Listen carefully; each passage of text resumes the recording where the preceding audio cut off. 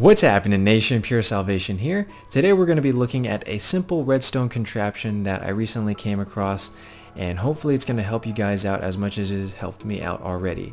And so what it is it is a redstone pulse lengthener, and as the name might suggest, it extends the period of time of a redstone current. So by hitting this button, it's going to extend this piston, and it's going to stay extended for a lengthened amount of time, which is perfect, and that's exactly what we want. And so we can achieve this with just as simple as just 2 comparators and a few redstone. So I actually found this, I found this contraption off of the Minecraft Reddit from the user, or the Redditor, Sexist Joke. And what an interesting username that is. And what he did was this Redditor posted an invention using this pulse lengthener that really caught my attention because, I mean, it's very clever in the way it utilizes the Minecraft mechanics. And so I decided to explore this little machine or mechanism a little bit more, and now I want to show it to you guys because it's really clever and simple, and it's just so helpful. And so when I hit this button, we can see that the redstone right next to it, at first it is at its strongest state. That orange color means it's at its strongest state. But as time goes by, we can kind of see that the color dies out and the power goes down a little bit slowly and gradually until it turns off, like we see right now. And what's going on is, as soon as I hit this button, the redstone current is going to travel along this path and circle back around into this block, and it's going to lose a little bit of power, go back into this path right here, go again, lose a little bit more power, and with each iteration the redstone current is losing a little bit more power eventually till it turns off. So when redstone is at its strongest state, the power is at 15. So with each iteration that this path, or that the current goes through, it loses a power of 1. So when I hit the button, it starts out at 15, it goes through a revolution, goes back into this spot, it's at 14 now, makes another iteration, now it's at 13, goes into another iteration, now it's at 12, and it's going to keep doing that all the way till it gets to 0, which means the redstone is going to turn off. And so that's really clever on how it works, and it works like that because we have these comparators that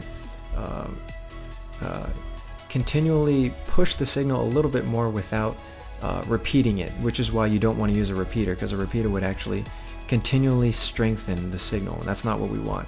So that's why we use comparators.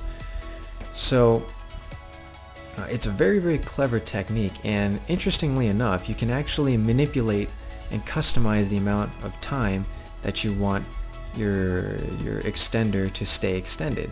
So if, the further I am, the less time this piston will stay extended. So if I put the comparator out here, hit the button, you can kind of see it wasn't as long as, whereas if I put the comparator right next to it, it's going to stay a little bit longer.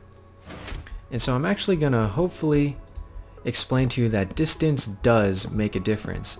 And you're going to see that right now, that distance will determine how long it stays out.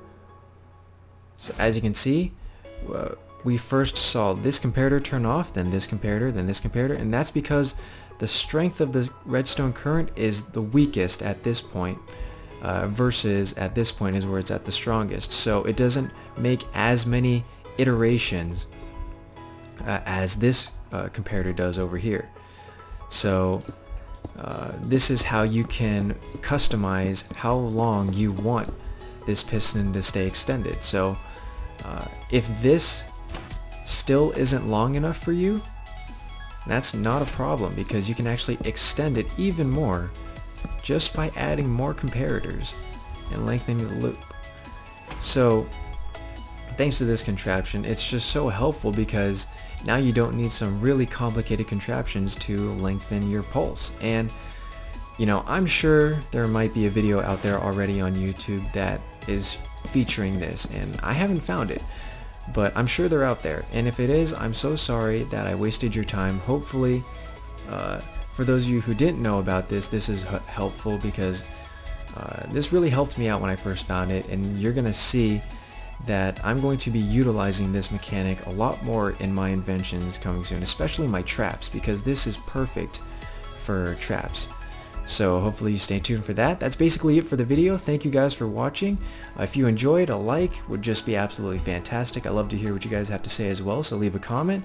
And if you haven't already, why not subscribe if you like these types of videos? And if you like Minecraft traps, well then I'm your guy, so definitely subscribe for that. And with that said, I really hope you guys enjoyed this video. Again, I will see you guys as always in the next video. Okay people, take care.